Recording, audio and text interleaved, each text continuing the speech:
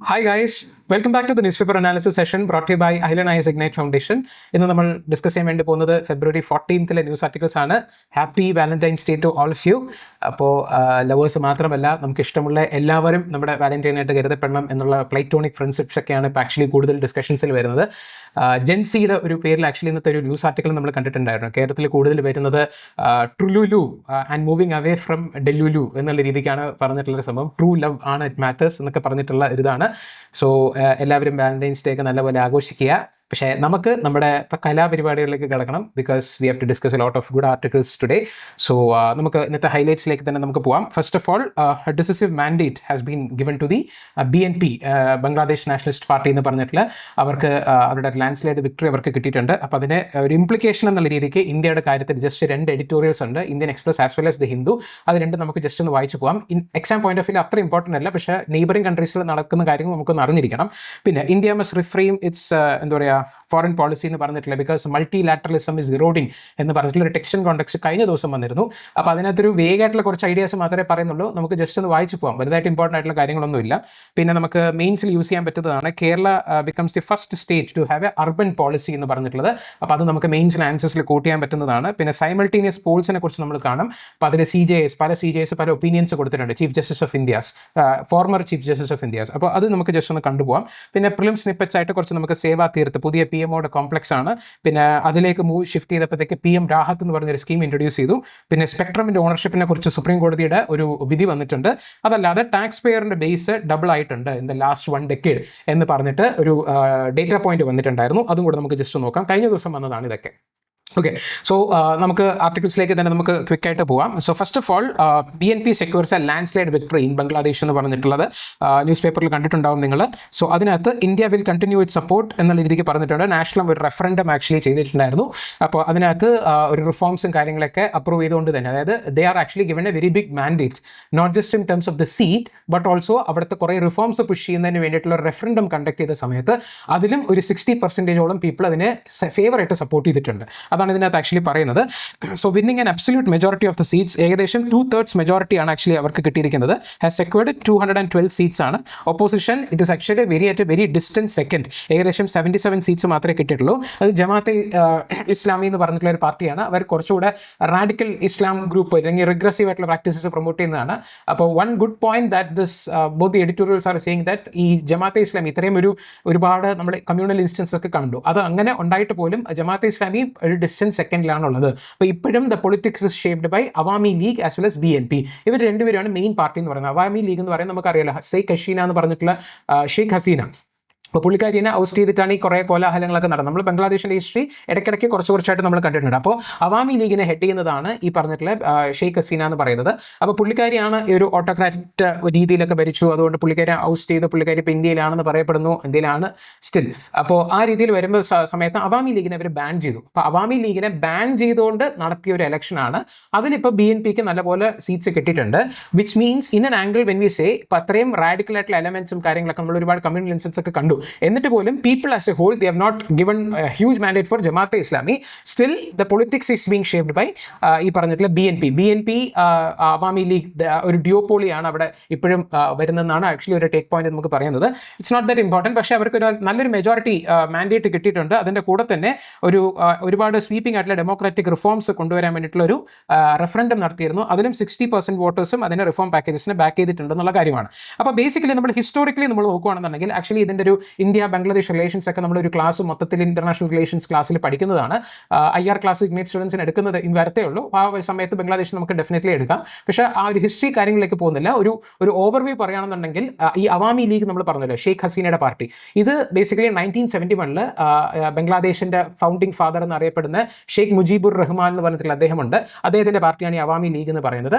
അപ്പോൾ obviously there will be N opposition. Bangladesh Nationalist Party എന്ന് പറഞ്ഞാൽ BNP എന്ന് പറഞ്ഞിട്ട് അതിൻ്റെ ഒരു എന്താ പറയുക, ഒരു ടോപ്പ് മോസ്റ്റ് ലീഡറാണ്, അതിൻ്റെ അല്ലെങ്കിൽ അതിൻ്റെ ഒരു മേജർ ഫിഗറാണ് നമ്മുടെ ഖാലിദ സിയ എന്ന് പറഞ്ഞിട്ടുള്ള പുള്ളിക്കാരി റീസെൻ്റ്ലി മരിച്ചു പോയിരുന്നു. അപ്പോൾ ഇന്ത്യയിൽ നിന്ന് ജയ്ശങ്കർ നമ്മുടെ ഫോറിൻ അഫയേഴ്സ് മിനിസ്റ്ററൊക്കെ പോയിട്ടുണ്ടായിരുന്നു. അപ്പോൾ ഖാലിദ സിയയുടെ പുള്ളിക്കാരിയുടെ ഡെത്തിനോട് അനുബന്ധിച്ചാണ് നമ്മുടെ ഈ ഇപ്പോഴത്തെ നിയുക്ത പ്രധാനമന്ത്രി ഓഫ് ദി ബംഗ്ലാദേശ് കൺട്രി അപ്പോൾ പുള്ളി ആക്ച്വലി വന്നിരിക്കുന്നത്. അപ്പോൾ പുള്ളി വന്നിരിക്കുന്ന സമയത്ത് തന്നെ ബേസിക്കലി നമുക്കിപ്പോൾ ടൈസ് ഒക്കെ റീസെറ്റ് ചെയ്യണം. കാരണം ഈ അവാമി ലീഗുമായിട്ട് നമുക്ക് നല്ല റിലേഷൻസ് ആണ്, പക്ഷേ BNP യുമായിട്ട് അത്ര നല്ല റിലേഷൻസിലായിരുന്നില്ല. Usually they are kind of like seen as a pro Pakistan.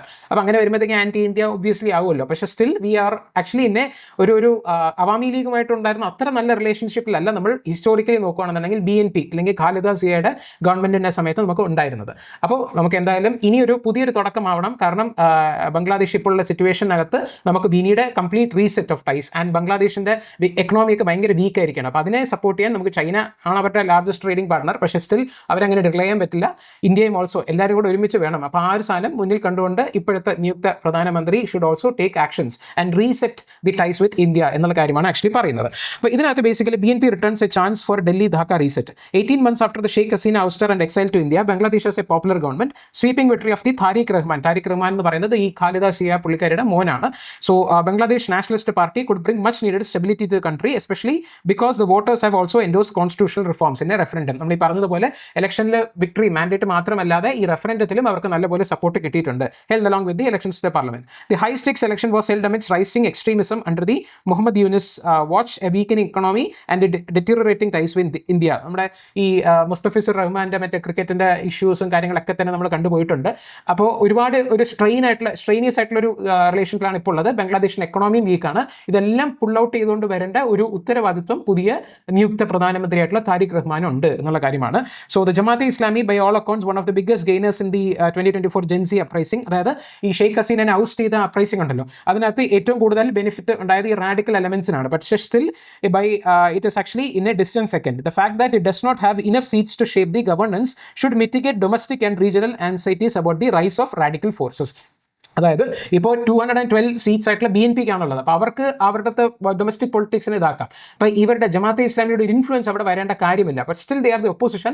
Main opposition അവർ തന്നെയാണ്. പക്ഷേ സ്റ്റിൽ ആ ഗവേണൻസിൻ്റെ കാര്യത്തിനകത്ത് BNP-ക്ക് തന്നെ കാര്യങ്ങൾ തീരുമാനിക്കാം എന്നുള്ളത് കൊണ്ട് തന്നെ റാഡിക്കൽ ഫോഴ്സസ് ഇല്ല എന്നുള്ള കാര്യത്തിൽ നമുക്ക് സമാധാനിക്കാം എന്നുള്ള കാര്യമാണ് പറയുന്നത്. So the decisive mandate instead suggest that the architecture of Dhaka's politics long defined by this Awami League and BNP duopoly is intact, though the ban on AL casts a shadow over the polls. അതായത് AL എന്ന് പറയുന്ന Awami ലീഗാണ്. Awami league ഒട്ടും തന്നെ actually ഇല്ല.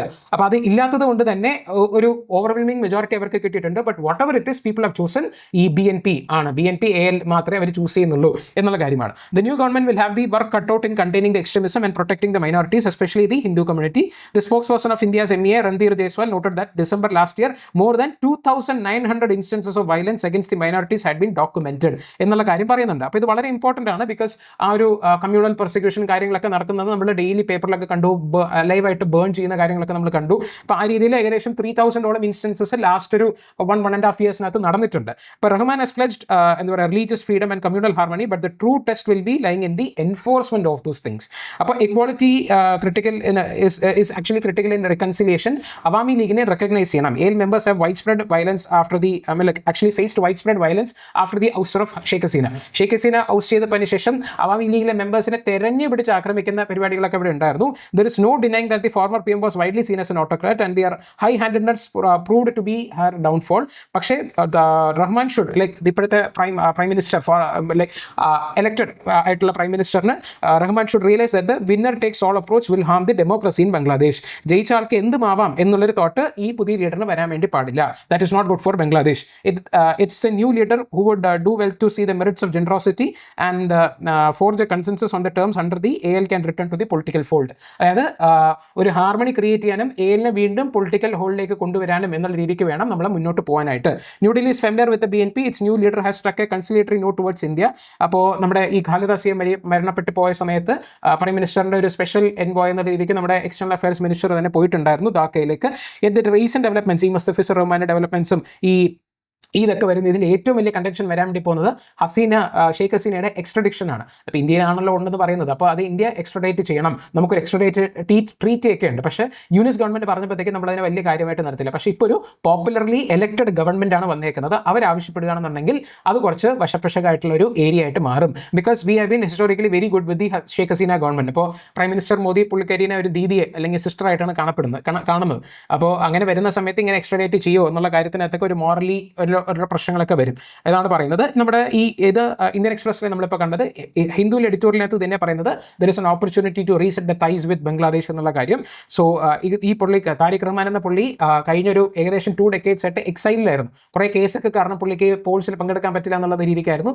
അതുപോലെ തന്നെ exile ചെയ്തിരുന്നു, ബംഗ്ലാദേശിൽ കയറിക്കൂടാന്നൊക്കെ പറഞ്ഞിട്ട് ഷെയ്ഖ് ഹസീന ഉള്ള സമയത്ത്. അതുകൊണ്ട് തന്നെയാണ് ഓട്ടോക്രാറ്റ് എന്നുള്ള രീതിക്കൊക്കെ വിശേഷിപ്പിച്ചിട്ടുള്ളത്. പക്ഷേ ഇപ്പോൾ തിരിച്ചു വന്നു. ഇപ്പോൾ 2/3 മെജോറിറ്റിയാണ് കിട്ടിയിരിക്കുന്നത്. ഈ ജാതീയ സംസദ് എന്ന് പറഞ്ഞ് കണ്ടോ, അത് അവിടുത്തെ പാർലമെന്റിനെയാണ് പറയുന്നത്. BNP has many challenges ahead. First എന്ന് പറയുന്നത് തന്നെ restore old political institutions and effective political reconciliation എന്നുള്ള കാര്യമാണ്. അവിടുത്തെ ഡൊമസ്റ്റിക് പൊളിറ്റിക്സിനെ ഒരു കാര്യമാക്കി തിട്ടപ്പെടുത്തി എടുക്കുക എന്നുള്ളതാണ് അവരുടെ ഫസ്റ്റ് പരിപാടി എന്ന് പറയുന്നത്. And this could mean the release of political prisoners and an outreach to the banned Awami League, many of who supporters did not vote. അപ്പോൾ ഒരു ഇൻക്ലൂസീവ് ആയിട്ടുള്ള ഇലക്ഷൻ ആണോ നടന്നതെന്ന് ചോദിച്ചു കഴിഞ്ഞാലല്ല, പക്ഷേ സ്റ്റിൽ എന്തെങ്കിലുമൊക്കെ നടന്നല്ലോ. ഇപ്പോൾ മുഹമ്മദ് യൂനുസ് എന്ന് പറഞ്ഞൊരു ഗവൺമെന്റ് നമുക്കറിയാം എന്തൊക്കെ മാത്രം കാര്യങ്ങൾ അവിടെ സംഭവിച്ചിട്ടുള്ളത് എന്നുള്ളത്. അതിലേക്ക് കൂടുതൽ ഡീറ്റെയിൽസിലേക്ക് പോകുന്നില്ല. പക്ഷേ ആ ഒരു എന്താ പറയുക, അപ്പോയിന്റ് ചെയ്യപ്പെട്ട ഗവൺമെന്റ് മാറി ഒരു എലക്റ്റഡ് ഗവൺമെന്റ് വന്നല്ലോ, അത് തന്നെ വലിയ കാര്യം. ഇനി കുറെ കൂടെ ഈ പറഞ്ഞ ബാൻഡ് ആയിട്ടുള്ള ഇതൊക്കെ മാറ്റിയിട്ട് അവരെ കൂടെ പൊളിറ്റിക്കൽ ഫോളിലേക്ക് കൊണ്ടുവരുന്ന ഒരു ഡെമോക്രറ്റൈസേഷൻ എന്നുള്ള ഒരു തോട്ടിൽ ഇപ്പോഴത്തെ PM പ്രവർത്തിക്കണം. So the next will be to prepare for the challenges from the Jamaat-e Islami as more vocal opposition now. Jamaat, whose leaders have pitched for a regressive line on women's rights and for religious politics, will try to push the new centrist government to the right എന്നുള്ള കാര്യം. അതായത് അവർ കുറെ കൂടെ hard line Islamist ആയിട്ടുള്ളതാണ്. അപ്പോൾ അവർ കുറെ കൂടെ ഇനി ഒപ്പോസിഷനിൽ കുറെ കൂടെ സീറ്റ് കിട്ടിയല്ലോ. അപ്പോൾ അങ്ങനെ വരുമ്പോഴത്തേക്ക് അവർ കുറെ കൂടെ കാര്യങ്ങൾ പുഷ് ചെയ്യും. Voters have emphatically supported the July charter referendum. ഇതാണ് ഞാൻ നേരത്തെ പറഞ്ഞ ആ റെഫറൻഡത്തിൻ്റെ പേര്, ജൂലൈ ചാർട്ടർ എന്ന് പറഞ്ഞിട്ടുള്ളത്. അപ്പോൾ ഈ ജൂലൈ ചാർട്ടറിനൊക്കെ ഇപ്പോൾ ഈ ഇടയ്ക്ക് കണ്ടത് ഏത് കൺട്രിയുമായിട്ട് ബന്ധപ്പെട്ടതാണ്, എന്തുമായിട്ട് ബന്ധപ്പെട്ടതാണെന്നൊക്കെ ചിലപ്പോൾ പ്രിലിംസിന് ചിലപ്പോൾ ചോദിച്ചേക്കാം. And calls that for a caretaker government reforms that could shift the powers of the prime minister and upper house in the parliament with a proportional representation. ഒരു അപ്പർ ഹൗസ് കൂടെ കൊണ്ടുവരിക എന്നുള്ള രീതിക്കാണ് ആക്ച്വലി ഉദ്ദേശിക്കുന്നത് ആ ഒരു പാർലമെന്റ് സ്ട്രക്ചറിനകത്ത്. അങ്ങനെ കുറേ സ്ട്രക്ചറലി കുറേ റിഫോംസ് കൊണ്ടുവരാനായിട്ടുള്ള ഒരു റെഫറൻഡം ആൾക്കാർ ശരി വെച്ചിട്ടുണ്ട്. Meanwhile Rahman must hit the ground running on the reviving the economy and restoring the trade links with India. ഇതിനകത്ത് വേറെ പ്രത്യേകിച്ചൊന്നും പറയുന്നില്ല. Modi government has tensions with BNP, it reduce the engagement with the opposition in Bangladesh. ഇവിടെയാണ് നമ്മുടെ foreign പോളിസിയിൽ ഒരു ചെറിയൊരു പ്രശ്നം വരുന്നത്. ജസ്റ്റ് ഒരു ടേക്ക് പറയാണ്, ബിക്കോസ് വേറെ ഒന്നുമല്ല. ഇപ്പോൾ ഫോറിൻ പോളിസി എന്ന് പറയുമ്പോഴത്തേക്കും നമുക്ക് ഏത് കൺട്രിയിൽ എപ്പോഴാണ് ആൾക്കാർ വരുന്നത് നമുക്ക് പറയാൻ വേണ്ടി പറ്റില്ല. അപ്പോൾ നമ്മൾ ഒരേ ഒരു റെജീമുമായിട്ട് ഭയങ്കര ക്ലോസ് റിലേഷൻസ് ആണെന്നുണ്ടെങ്കിൽ ഇങ്ങനെ എന്തെങ്കിലും സംഭവിക്കുമ്പോൾ ഒപ്പോസിഷൻ ഭരണത്തിൽ വരുന്ന സമയത്ത് നമുക്ക് ഒന്ന് പോയി സംസാരിക്കാൻ പോലെ നമുക്ക് കുറച്ച് ബുദ്ധിമുട്ടായിരിക്കും. മോദിജി ഇപ്പോൾ ഇത് വന്നപ്പോഴത്തേക്ക് ട്വീറ്റൊക്കെ ചെയ്തിട്ടുണ്ട്, നമ്മൾ ഭയങ്കര ബന്ധമാണ്, ഞങ്ങൾ എല്ലാത്തിനും സപ്പോർട്ട് ചെയ്യുന്നൊക്കെ പറഞ്ഞിട്ടുണ്ട്. പക്ഷേ ഷെയ്ഖ് ഹസീന ഗവൺമെന്റിലായിരിക്കുമ്പോൾ ലാസ്റ്റ് 15 years ആയിട്ട് BNP ആയിട്ടൊന്നും നമുക്ക് വലിയ ബന്ധമൊന്നുമില്ല. കാരണങ്ങളുണ്ട്, പക്ഷേ still we have to engage. അപ്പോൾ അതുകൊണ്ട് തന്നെയാണ് ഇപ്പോൾ നമ്മുടെ ഈ ഇപ്പോൾ റഷ്യൻ പ്രസിഡന്റ് പുടിൻ ഇവിടെ വന്ന സമയത്ത് രാഹുൽ ഗാന്ധിയെ കണ്ടില്ല എന്നൊക്കെ പറഞ്ഞിട്ടുള്ള പരിപാടിയെ കണ്ടായിരുന്നല്ലോ. അപ്പോൾ യൂഷ്വലി അത് ചെയ്യുന്നതാണ്, കാരണം ആരെപ്പോൾ എവിടെ ഗവൺമെന്റ് വരും എന്നറിയത്തില്ല. ഇതേ പ്രശ്നം ആക്ച്വലി നേരത്തെ US-ലുമായിട്ടുണ്ടായിരുന്നു. US-ൽ നമുക്ക് മറ്റേ ഹൗഡി മോദി എന്ന് പറഞ്ഞിട്ടുള്ള, പിന്നെ നമസ്തേ ട്രംപ് എന്ന് പറഞ്ഞ പരിപാടിയൊക്കെ നടത്തി. ട്രംപിന്റെ ഫസ്റ്റ് ടൈമിൽ ഭയങ്കര ഇതായിരുന്നു. പുള്ളി പോയില്ലേ, പുള്ളി അടുത്ത ഇലക്ഷൻ ആകുമ്പോഴത്തേക്ക് പോയി, ജോ ബൈഡൻ വന്നു. അപ്പോൾ അവരുമായിട്ട് നമ്മൾ ഒരു കൃത്യമായിട്ടുള്ള അവിടെ, പക്ഷേ നമുക്ക് നല്ലൊരു ഡയസ്പോറ ഉണ്ട് US-ൽ. അപ്പോൾ പിന്നെ നമുക്ക് നല്ല ലോബിയൊക്കെ ഉള്ളതുകൊണ്ട് ഒരു വിധം കുഴപ്പമില്ലാതെ പോയി. അപ്പോൾ നമ്മളെപ്പോഴും ഒരു രാജ്യത്തെ ഒരേ ഒരു എന്താ പറയുക, ഒരു അഡ്മിനിസ്ട്രേഷനുമായിട്ട് ഭയങ്കര അടുപ്പത്തിലൊന്നും പോകാൻ വേണ്ടി പാടില്ല. We have to maintain at least some kind of contact with the opposition also. എന്നാൽ മാത്രമേ നാളെ റെജീം ചേഞ്ച് വരുമ്പോഴത്തേക്കും നമ്മുടെ ഇന്ത്യൻ ഇൻട്രസ്റ്റിനെ ബാധിക്കാത്ത രീതിയിൽ നമുക്ക് റിലേഷൻസിനെ കൊണ്ടുപോകാൻ വേണ്ടി പറ്റുള്ളൂ. ആ കാര്യമാണ് ഇതിനകത്ത് പറയുന്നത്, വേറൊന്നുമില്ല. ഒരു എന്താ പറയുക, ബേസിക്കലി ഈ ഒരു ഇതിനകത്തും പറയുന്നത് ഈ എക്സ്ട്രഡിഷൻ ചെയ്യുന്ന സമയത്ത് കുറച്ച് ബുദ്ധിമുട്ടുകളൊക്കെ വരും. നമ്മൾ വിട്ടുകൊടുക്കുകയോ എങ്ങനെ ചെയ്യും, അപ്പോൾ നമ്മളും ഷെയ്ഖ് ഹസീനയുമായിട്ടുള്ള ബന്ധം എങ്ങനെയാണ് എന്നുള്ള കാര്യങ്ങൾക്ക് ചോദ്യചിഹ്നമായിട്ടിരിക്കുകയാണ്. ഇനി ഡെവലപ്പിംഗ് ആണ്, നമുക്ക് വരുമ്പോഴത്തേക്കും കാണാം.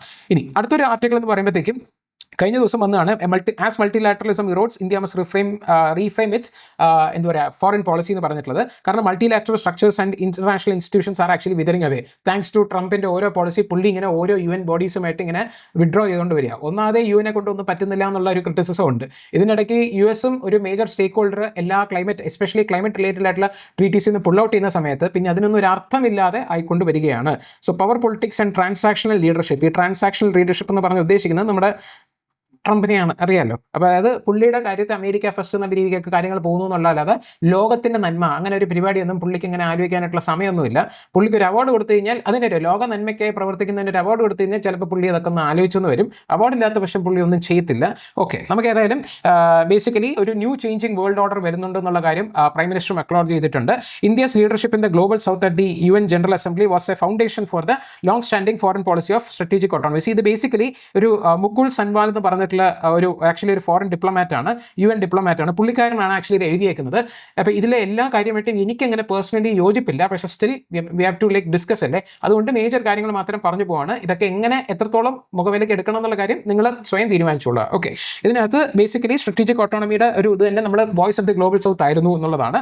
അപ്പോൾ ബേസിക്കലി UN ഒക്കെ അഗ്രി ചെയ്തിരിക്കുന്ന റൂൾസ് ഒക്കെ ഒരു എന്താ പറയുക വെസ്റ്റേൺ പ്രപ്പോസ്ഡ് റൂൾസ് ആണ്. അപ്പോൾ അവരുടെ ഇൻട്രസ്റ്റ് പ്രൈമറി ആയിട്ട് വെച്ചിട്ടുള്ള റൂൾസ് ആണ് നേരത്തെ വെച്ചിരുന്നത്. പക്ഷേ ഈ ക്ലൈമറ്റ് നെഗോഷിയേഷൻ ട്രീറ്റീസും കാര്യങ്ങളൊക്കെ ഗ്ലോബൽ സൗത്തിന് വേണ്ടി സംസാരിക്കാൻ ഇന്ത്യയാണ് പൂർണ്ണമായും ഏൽപ്പിച്ചിരുന്നത്. അപ്പോൾ India were like the voice of the global south. പക്ഷേ ഏകദേശം 2010 സമയത്തേക്ക് ആകുമ്പോഴത്തേക്കും ചൈനയുടെ rise through alternative funding, developmental rules, economic and security institutions ഇതൊക്കെ വന്നപ്പോഴത്തേക്കും it has actually impacted the intellectual leadership position of India എന്ന് പറയുന്നത്. അപ്പോൾ ചൈന ഒരുപാട് UN ഇൻസ്റ്റിറ്റ്യൂഷൻസിനെ ലീഡ് ചെയ്യുന്നുണ്ട്. അപ്പോൾ അതുകൊണ്ട് തന്നെ ബേസിക്കലി അതിലേക്ക് കൊടുക്കുന്ന എന്താ പറയുക aid volumes and it's aid volumes exceed those of the best. അപ്പോൾ പിന്നെ എസ്പെഷ്യലി ഇപ്പോൾ US ഇങ്ങനെ പുൾ ഔട്ട് ചെയ്തുകൊണ്ടിരിക്കുമ്പോഴത്തേക്കും ഇതിൻ്റെ കൂടുതൽ കൺട്രോൾ ചൈനയിലേക്ക് പോകാനായിട്ടുള്ള ചാൻസസ് നമ്മൾ കണ്ടുവരികയാണ് എന്നുള്ള കാര്യമാണ് പറയുന്നത്. സോ ഇതിനകത്ത് 1986 US actually Uruguay round of talks എന്ന് പറഞ്ഞിട്ടുള്ള സംഭവം കൊണ്ടുവരുന്നത്. ആ ഉറുഗ്വേ റൗണ്ട് ഓഫ് ടോക്സ് വഴിയാണ് WTO എസ്റ്റാബ്ലിഷ് ചെയ്യുന്നത് ഇൻ 1995. അപ്പോൾ Uruguay round of talks recently seen news എന്താണ് എന്നുള്ള രീതിക്ക് വരികയാണെന്നുണ്ടെങ്കിൽ അത് WTOയുമായിട്ട് ബന്ധപ്പെട്ട് വരുന്നതാണെന്നുള്ള കാര്യം ഓർത്ത് വയ്ക്കുക. അപ്പോൾ അങ്ങനെ വരുമ്പോഴത്തേക്ക് developing countries interest became more differentiated and India struggle to secure its interest. ഈ രീതിയിൽ ആ സമയത്ത് അവർ തന്നെ ഫ്രെയിം ചെയ്ത് ബേസിക്കലി അവർ ഫ്രെയിം ചെയ്യുമ്പോഴത്തേക്ക് അവർക്ക് വേണ്ട രീതിയിലുള്ള റൂൾസും കാര്യങ്ങളൊക്കെ നമുക്ക് കുറേ സബ്സിഡി കൊടുക്കാൻ പാടില്ല. അപ്പോൾ പിന്നെ ഡെവലപ്പിംഗ് ആയിട്ടുള്ള കൺട്രീസിൽ എങ്ങനെയാണ് പിന്നെ ഈ ആൾക്കാരെ പോവർട്ടി എന്നൊക്കെ ലിഫ്റ്റ് ചെയ്ത് വരുന്നത്. അപ്പോൾ ഈ പബ്ലിക് സ്റ്റോക്ക് ഹോൾഡിംഗ് ബൾ അങ്ങനെ പറഞ്ഞ ഒരുപാട് റൂൾസും കാര്യങ്ങളൊക്കെ ആക്ച്വലി WTO വന്നപ്പോൾ ഉണ്ടായിരുന്നു. പക്ഷേ സ്റ്റിൽ ആ സമയത്ത് ഈ ഗ്ലോബലൈസേഷന് ഭയങ്കര വലിയ പുഷ് ഉണ്ടായിരുന്നു. അപ്പോൾ അതിനുവേണ്ടി നമുക്ക് ട്രേഡും കാര്യങ്ങളൊക്കെ വേണമല്ലോ. അങ്ങനെയാണ് WTOയിൽ എല്ലാവരും വന്നത്. പക്ഷേ ഇപ്പോഴും WTO കൺസെൻസസ് ബേസ്ഡ് ആണ്. അതായത് മെജോറിറ്റി തീരുമാനം എടുത്ത് അങ്ങനെയൊന്നല്ല, എല്ലാവരും ഒത്ത് ഒരു സ്ഥാനത്തിൽ വരണം എന്നാൽ മാത്രമേ തീരുമാനം എടുക്കാൻ പറ്റത്തുള്ളൂ. അതുകൊണ്ട് തന്നെ കുറേ സാധനങ്ങൾ ഡിലേ ആയി പോകുന്നുണ്ട്. എല്ലാത്തിനും പ്രോസ് ആൻഡ് കോൺസ് ഉണ്ട്. പക്ഷേ ഈ US ആണ് ഈ സാധനത്തിന് ഉറുഗ്വേ റൗണ്ട്സ് ഓഫ് ലോഞ്ചിനെ ടോക്സിനെ ലോഞ്ച് ചെയ്യുന്നത് തന്നെ. പക്ഷേ since 2019 US has actually rejected the dispute settlement mechanism at WTO which they first established in the first place, making it dysfunctional and reverting to a unilateral tariff. പിന്നെ Trump വന്നതിന് ശേഷം കൂടുതൽ നല്ലപോലെ അത് അങ്ങ് ഉപയോഗിച്ച് കളിക്കുന്നുണ്ട് പുള്ളി. പക്ഷേ സ്റ്റിൽ WTOയുമായിട്ട് യാതൊരു ബന്ധമില്ലാത്ത പോലെയാണ് നടക്കുന്നത്. പക്ഷേ ആദ്യം കൊണ്ടുവന്നത് അവർ തന്നെയാണ്. അതേസമയം നിങ്ങൾ നോക്കുക, China in contrast actually has diversified it's exports away from the US and is now the largest trading partner of 120 countries. ഒന്ന് ആലോചിച്ച് നോക്കാം, ഏകദേശം 196 രാജ്യങ്ങളായിട്ട് നമ്മൾ കണക്കെടുക്കുമ്പോൾ ഒഫീഷ്യലി കണക്കെടുക്കുമ്പോൾ 193 ആണ് UN മെമ്പേഴ്സ്. അപ്പോൾ ആ രീതിയിൽ വരുമ്പോഴത്തേക്ക് 120 കൺട്രീസിൽ ലാർജസ്റ്റ് ട്രേഡിംഗ് പാർട്ണർ ചൈനയാണ്. അതുകൊണ്ട് തന്നെയാണ് നമ്മൾ കഴിഞ്ഞ ദിവസം കണ്ട എത്രയോ ട്രില്യൻസ് ഓഫ് ഡോളേഴ്സിൻ്റെ സർപ്ലസ്, കറണ്ട് അക്കൗണ്ട് സർപ്ലസ് അവർക്ക് വന്നിട്ടുള്ളത്. അപ്പോൾ ഈ രീതിയിൽ ഡൈവേഴ്സിഫൈ, നമ്മുടെ USനെ മാത്രം അവർ റിലേ ചെയ്തിട്ടില്ല, ഡൈവേഴ്സിഫൈ ചെയ്തു. ആ ഒരു സ്ട്രാറ്റജിയാണ് നമ്മൾ എടുക്കേണ്ടതെന്നാണ് ആക്ച്വലി ഇത് ആർട്ടിക്കിൾ പറഞ്ഞു വരുന്നത്. UN Canada acknowledge the collapse of the multilateral structures. Developing countries are wondering how to revive them എന്നുള്ള കൺട്രിയിലാണ്. പക്ഷേ particularly impacted by the US dominated world of transactional relationship. അതായത് ഇന്ത്യയും ഭയങ്കര ഇത് വരുന്നത് ഇപ്പോൾ ഈ ട്രാൻസാക്ഷൻ അവരവരുടെ ഇൻട്രസ്റ്റിന് വേണ്ടി ചെയ്യുന്ന റിലേഷൻസ് വരുമ്പോഴത്തേക്ക് ഇപ്പോൾ US it is actually even threatening NATO. അതായത് ഈ USും നാറ്റോ എന്നൊക്കെ പറയുമ്പോഴത്തേക്കും ഒരേ കുടുംബം, ബ്രദേഴ്സ് ഒക്കെ പോലെ അല്ലെങ്കിൽ ബ്രദർ സിസ്റ്റർ എന്നുള്ള റിലേഷനുള്ള ഒരു ഓർഗനൈസേഷനാണ്. അതിൽ ഒരു കൺട്രീനെ തന്നെ പുള്ളി വേണമെങ്കിൽ അറ്റാക്ക് ചെയ്യുമെന്നൊക്കെ പറഞ്ഞുകൊണ്ടിരിക്കുന്ന ഒരു ട്രാൻസാക്ഷണൽ ടൈപ്പ് ഓഫ് ലീഡർഷിപ്പാണ് ഈ ട്രംപിനുള്ളത്. അപ്പോൾ ആ രീതിയിൽ വരുമ്പോഴത്തേക്കും നമുക്ക് we are also actually becoming എന്താ പറയുക ഒരു വൾണറബിൾ ആയിട്ടുള്ള സ്റ്റേറ്റിൽ പോവുകയാണ്. So, leadership of the global south gave India an outsized influence and when the international institutions and laws have withered away ചെയ്യുന്ന സമയത്ത് നമുക്ക് ഈ ഒരു വലിയൊരു വോയിസ് കിട്ടിക്കഴിഞ്ഞാലും നമ്മൾ അതുകൊണ്ട് എന്ത് ചെയ്യാൻ വേണ്ടി പറ്റും എന്നുള്ള കാര്യമാണ് ആക്ച്വലി ചോദിക്കുന്നത്. കാരണം ഇപ്പോൾ ആൾക്കാർ UN വോട്ട്സിനല്ല പവർ കോമ്പറ്റീഷൻ നടക്കുന്നത്. എത്രത്തോളം AI ഡെവലപ്മെൻറ്റ്സ് കൊണ്ടുവരുന്നു, ടെക്നോളജിക്കലി എത്രത്തോളം സുപ്പീരിയർ ആവുന്നു in terms of this AI defence technology, ഇതിലൊക്കെ ഇപ്പോൾ US and China are competing for technological dominance. UN എത്ര വോട്ട് ഫേവർ കിട്ടും എന്നുള്ള കാര്യം അവരും പോലും കാര്യമാക്കുന്നില്ല. കാരണം അവർക്ക് അറിയാം യുഎനിൽ വലിയ പ്രത്യേകിച്ച് ഗുണമൊന്നുമില്ല എന്നുള്ള കാര്യം. ഇവർ രണ്ടുപേരുടെ കയ്യിലും വീറ്റോ ഉണ്ട്. എന്ത് വന്നു കഴിഞ്ഞാലും വീറ്റോ വെച്ച് അവർക്ക് തടയാനും പറ്റും. അപ്പോൾ പിന്നെ ആൾക്കാരുടെ കൺട്രീസിന് ഒരു സപ്പോർട്ട് കിട്ടുക എന്നുള്ളത് അവർക്കൊരു വലിയൊരു കാര്യമല്ല. അപ്പോൾ സെക്കൻഡായിട്ട് പറയുന്ന സമയത്ത് strategic autonomy apply to the cold war era. ആ സമയത്താണ് നമുക്ക് ഈ പറഞ്ഞിട്ടുള്ള നോൺ അലൈൻമെന്റ് മൂവ്മെന്റും ആ സമയത്ത് നമുക്കൊരു ഇൻഡിപെൻഡന്റ് ആയിട്ടുള്ള ഒരു എക്സിസ്റ്റൻസ് വേണം എന്നുള്ള കാര്യം. ഈ നോൺ അലൈൻമെന്റ് മൂവ്മെന്റ് ഒക്കെ നമ്മൾ പോസ്റ്റ് ഇൻഡിപെൻഡൻസിന്റെ ക്ലാസ്സിൽ നമ്മൾ പഠിക്കുന്നതായിരിക്കും. അതിനോട് ഞാൻ കൂടുതൽ പോകുന്നില്ല, കാരണം അതൊക്കെ ഹിസ്റ്ററിയുടെ പാർട്ടാണ്. എല്ലാ ഹിസ്റ്ററിയും പറഞ്ഞു കഴിഞ്ഞാൽ ഒരുപാട് സമയം എടുക്കും. So it lost it's relevance after the collapse of the Soviet union 1991 and gradually became A self declared intent. അതായത് ഈ പറഞ്ഞ പോലെ നോൺ അലൈൻമെന്റ് ആയിട്ട് നിൽക്കുന്ന സമയത്താണ് നമുക്ക് സ്ട്രാറ്റജിക് ഓട്ടോണമി വേണം എന്നൊക്കെ ഒരു റിലവൻസ് ഉണ്ടായിരുന്നത്. ഇപ്പോൾ അതൊക്കെ പോയി. ഇപ്പോൾ യുഎസുമായിട്ട് ചാഞ്ഞ് നിൽക്കാൻ നമുക്ക് വേറെ വഴിയില്ല. അതിൻ്റെ ഒരു സയൻസ് ഒക്കെ നമ്മൾ ചെയ്യാറുണ്ട്, പക്ഷേ still V are actually managing. ആ കാര്യമാണ് ഇതിനകത്ത് പറയുന്നത്. ഇന്ത്യ 2017 ക്വാഡിൽ ആക്ച്വലി ജോയിൻ ചെയ്തു. US ലെഡ് ആയിട്ടുള്ള ഒരു ഇതാണ് ക്വാഡ് എന്ന് പറഞ്ഞ ഗ്രൂപ്പിംഗിലേക്ക് ജോയിൻ ചെയ്തു. Then actually chose Russian S-400 missiles over the US patriot system in 2018. അപ്പോൾ നമ്മുടെ ഒരു ബാലൻസിൽ കീപ്പ് അപ്പ് ചെയ്ത് പോകാനാണ് ആക്ച്വലി ഉദ്ദേശിക്കുന്നത്. പക്ഷേ അതിൽ കൂടുതൽ കാലങ്ങളിൽ നടക്കാൻ ചാൻസ് ഇല്ല എന്നുള്ള കാര്യമാണ് ആക്ച്വലി ഈ ഒരു എഡിറ്റോറിയൽ ഈ ഒരു ഡിപ്ലോമാറ്റ് പറയാൻ ഉദ്ദേശിക്കുന്നത്. നമ്മൾ കൂടുതലും ഏഷ്യൻ സെൻട്രിക് ഡെവലപ്മെന്റിലേക്ക് പോകണം. വെസ്റ്റ് എന്തെങ്കിലും ചെയ്തു പോട്ടെ, നമുക്ക് അതിനകത്ത് കാര്യമാക്കേണ്ട, നമ്മൾ അതിലില്ല എന്നുള്ളൊരു മട്ടിൽ ഇടപെടാതെ നിൽക്കുക. ഏഷ്യൻ സെൻട്രിക് ഡെവലപ്മെന്റ് എന്നുള്ള രീതിക്ക് ചൈനയും റഷ്യയുമായിട്ടുള്ള കോപ്പറേഷനിൽ മുന്നോട്ട് പോകുക എന്നുള്ള കാര്യമാണ് ആക്ച്വലി പറയുന്നത്. കാരണം ഈ ഡിപ്ലോമാറ്റ് ആക്ച്വലി പറയുന്നത് തന്നെ US ഇനി ചൈന പോലത്തുള്ള രാജ്യത്തിനെ വളരാനായിട്ട് അനുവദിക്കില്ല. അപ്പോൾ അങ്ങനെ വളരാൻ പൊട്ടൻഷ്യൽ ഉള്ള ഒരു രാജ്യം എന്ന് പറയുന്നത് ഇന്ത്യയാണ്. അപ്പോൾ എങ്ങനെ വന്നു കഴിഞ്ഞാലും എന്തെങ്കിലും രീതിയിലൊരു കൊട്ട് US തന്നുകൊണ്ടിരിക്കും. അതുകൊണ്ട് US-നെ റിലേ ചെയ്യാൻ വേണ്ടി പാടില്ല. We have to diversify away from US and എന്താ പറയുക, build more strategic relations with Russia and China എന്നുള്ളൊരു ടേക്കാണ് ഇതിനകത്ത് പറയുന്നത്. അത് മാത്രമേ ഇതിനകത്ത് പറയാനില്ല. പിന്നെ റഷ്യ ഹാസ് ഓൾവേസ് ബീൻ, അല്ലെങ്കിൽ Soviet Union has always been a friend, time tested friend of India എന്നുള്ള കാര്യമാണ്. Only long trusted partner giving cutting edge military technologies and US is actually chipping away at testing India's resolve to maintain a third pole in the multipolar world. US ഇങ്ങനെ പറഞ്ഞു തന്നു കുറച്ച് തരും കുറച്ച് തരാതിരിക്കും, ഇങ്ങനെ ഒരു മിക്സഡ് റിലേഷൻഷിപ്പാണ്. അപ്പോൾ with China's rise US analyst began describing India not as a strategic autonomous but a swing state എന്നുള്ള രീതിക്കാണ് ഈ US-ലെ ആൾക്കാരും നമ്മളെ കാണുന്നത്. അപ്പോൾ ഈ രീതിയിൽ വരുമ്പോഴത്തേക്കും reciprocity in tariff is defined as the America first എന്നുള്ള രീതിക്ക് വരുമ്പോഴത്തേക്കും implying others are a subordinate relationship. അപ്പോൾ ഇപ്പോൾ റീസെൻ്റ്ലി കൺക്ലൂഡ് ചെയ്തിട്ടുള്ള ഇന്ത്യ US-ന്റെ ഫ്രെയിംവർക്ക് വെച്ച് നോക്കിക്കഴിഞ്ഞാലും India has agreed to double the imports from the US. അവർക്ക് നമ്മൾ ഇന്ത്യയും US-ഉമായിട്ടുള്ള റിലേഷൻഷിപ്പിൽ ഇന്ത്യക്ക് ഭയങ്കര സർപ്ലസ് ഉണ്ട്. അതായത് നമ്മൾ ഒരുപാട് അങ്ങോട്ട് എക്സ്പോർട്ട് ചെയ്യുന്നുണ്ടായിരുന്നു, ഇമ്പോർട്ട് ചെയ്യുന്നത് കുറവായിരുന്നു. അപ്പോൾ നമുക്ക് നല്ല ഇങ്ങോട്ട് പൈസ കിട്ടാൻ കുറേ സ്കോപ്പ് ഉള്ളൊരു പരിപാടിയായിരുന്നു. ട്രേഡ് സർപ്ലസ് ആയിരുന്നു നമുക്കുണ്ടായിരുന്നു. പക്ഷേ ഇപ്പോൾ we have agreed to double the imports largely industrial products well the US continues to put an 18% tariff unilaterally deciding the reductions clearly. ഈ രീതിയിൽ വരുമ്പോഴത്തേക്കും അത് ഭയങ്കര ആയിട്ടുള്ള ഒരു ട്രേഡ് ഇംബാലൻസ് ഉണ്ടാവാനായിട്ടുള്ള ചാൻസ് ഉണ്ട്. EU trade agreement eliminated 70% tariff lines with phased reciprocal reductions എന്നുള്ള രീതിക്ക് പറഞ്ഞിട്ടുണ്ട്. അപ്പോൾ EU-മായിട്ടും അങ്ങനെ രീതിയിൽ വരുന്നു. അപ്പോൾ നമ്മളിനി കൂടുതൽ ഡൈവേഴ്സിഫൈ ചെയ്യണം. US-ഉമായിട്ട് ബന്ധപ്പെട്ട് മാത്രം നിൽക്കാനായിട്ട് പാടില്ല. US is determined to prevent the rise of another China and India alone has the potential to take over the US എന്നുള്ള കാര്യം. China exploited multilateral rules to become a fiercely independent global manufacturing power. അതായത് ഒരു least developed country എന്ന് നമുക്ക് പറയാൻ പറ്റില്ല, developing country എന്നുള്ള ഒരു സ്റ്റാറ്റസ് വെച്ചിട്ട് തന്നെ അവർ ഒരുപാട് എന്താ പറയുക റൂൾസും കാര്യങ്ങളൊക്കെ അവർക്ക് ഫേവറബിൾ ആയിട്ട് യൂസ് ചെയ്ത് ഒരു വലിയ സൂപ്പർ പവർ ആയിട്ട് മാറി. ആ ട്രാക്ക് ഇനി ഇന്ത്യക്ക് പിടിക്കാൻ പറ്റില്ല. That opportunity no longer exist for India. അപ്പോൾ കറന്റ്ലി നമുക്ക് ഒരു റീഫ്രെയിമിംഗ് ഓഫ് ദി നാഷണൽ പോളിസിയാണ് വേണ്ടത്. India's comparative advantage lies in the young population. Nearly half of Silicon Valley's workforce എന്ന് പറയുന്നത് തന്നെ നമ്മുടെ ഇന്ത്യൻസ് ആണ്, അല്ലെങ്കിൽ or people who have roots to India.